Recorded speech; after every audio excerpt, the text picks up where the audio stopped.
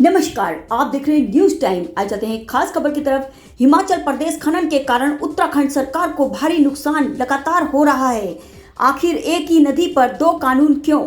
Human rights and RTI association के अध्यक्ष अरविंद शर्मा एवं महासचिव भास्कर चुग ने एक प्रेस वार्ता की और उन्होंने वहां बताया कि वेटलैंड संरक्षण आरक्षण के 10 किलोमीटर क्षेत्र की परिधि के दायरे में वन्य प्राणी एवं पर्यावरण संरक्षण के कारणों से प्रतिबंधित की गई माइनिंग गतिविधियों का असर मात्र उत्तराखंड के क्षेत्र में स्थित किनारों पर ही क्यों होता है? आखिर क्यों रामपुर मंडी क्षेत्र वाले यमुना के किनारे पर खनन गतिविधियां प्रतिबंधित हैं, परंतु उसी के ठीक सामने मात्र 500 मीटर की दूरी पर स्थित मानपुर देवड़ा जो हिमाचल में यमुना के दूसरे किनारे पर स्थित है, वहां खुलेआम स्टोन क्रशर और स्क्रीनिंग प्लांट चल रहे हैं।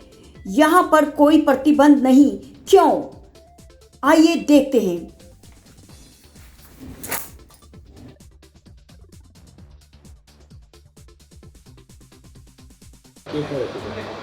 Human right and RTI association ने बीड़ा उठाया है।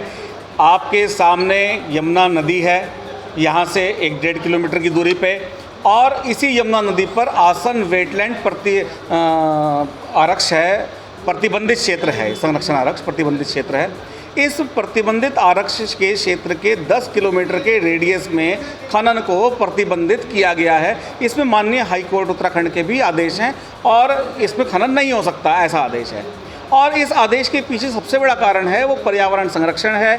जो विदेशों से पक्षी आते हैं वो हैं, जलवायु परिवर्तन से संबंधित मामले हैं, और जो वन्य जीव जंतु से संबंधित वाइल्ड लाइफ विभाग है वो है।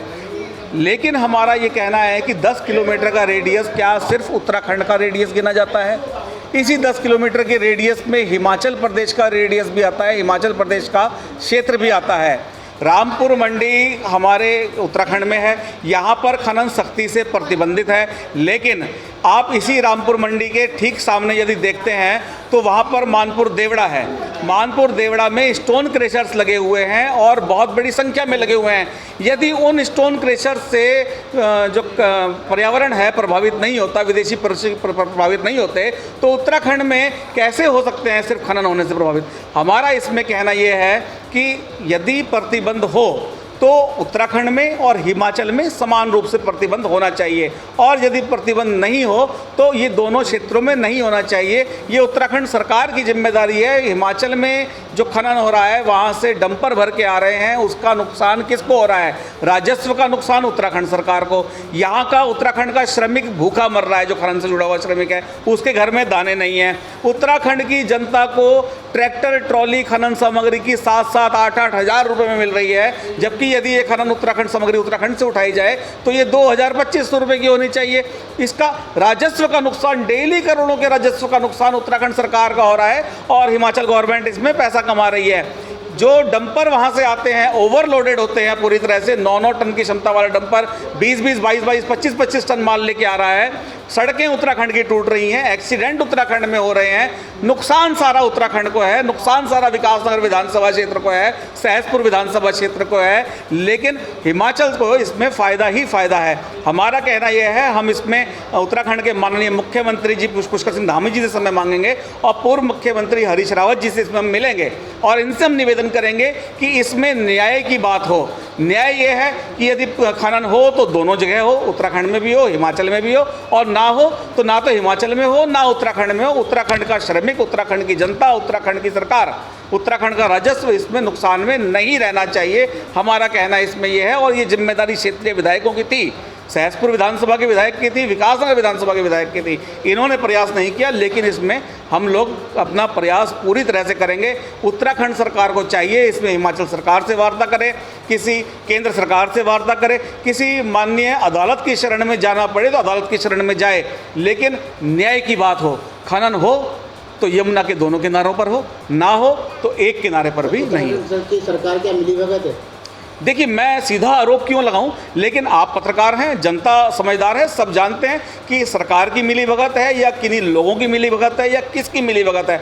जो लोग उत्तराखंड में अवैध खनन के नाम पर और खनन के नाम पर बहुत लंबे लंबे बड़े बड़े शोर मचाते हैं, आंदोलन करते हैं, जो लोग उत्तराखंड की हाई कोर्ट तक में चले जाते हैं इस खनन को प्रतिबंधित कराने के लिए, उनको यमुना के दूसरे किनारे पे हिमाचल में होने वाला प्रतिबंध आखिर दिखाई क्यों नहीं देता, ये प्रश्न है। और मैं पूछना चाहता हूं कि आपको पर्यावरण के संरक्षण करना है तो आप दोनों किनारों पे प्रतिबंध की बात करिए। आपको पर्यावरण का संरक्षण करना ही नहीं है, शायद आप एक किनारे पे प्रतिबंध की बात करते हो, एक किनारे का शोर मचाते हो, दूसरे किनारे की आप बात ही नहीं करते जो हिमाचल में है।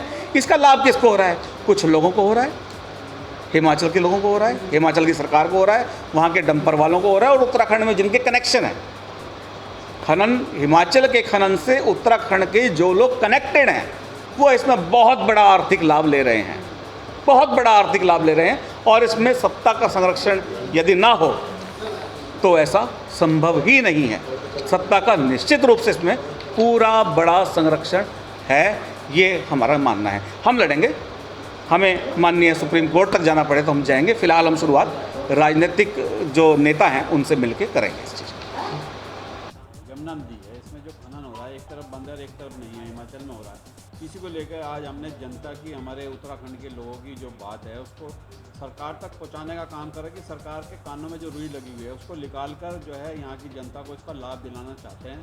यही हमारा मकसद है कि चुनाव भी आ रहे हैं, अगर हमने इस मुद्दे को अभी उठाया तो कुछ हो सकता है कि सरकार इस पर ध्यान दे और यहाँ के लोगों को जो है इसका लाभ मिल सके, क्योंकि यहाँ के लोगों को 7 से 8 हज़ार रुपये ट्रक का अगर लोगे तो 30 हज़ार रुपये जो हिमाचल से जो है खनन आ रहा है उसका आम यहाँ की जनता को झेलना पड़ता है। बहुत महंगाई के इस दौर में इस तरह की जो सरकार ने आंखें बंद करी हुई हैं उसे खोलने का काम जो है ह्यूमन राइट RTI करे। क्या आपको लगता है कि जो उत्तराखंड के खनन कारोबारी हैं उनकी हिमाचल के खनन कारोबारियों से कुछ मिलीभगत है? क्यों नहीं लगता? यहाँ की जनता सब जानती है, अगर नहीं जानती तो यहाँ पे प्रतिबंध क्यों होता? बड़े बड़े जो यहाँ के जो माफिया हैं जो सरकार से मिले हैं वो खुद जो है इसको प्रतिबंध कराने में उनका बहुत बड़ा हाथ है।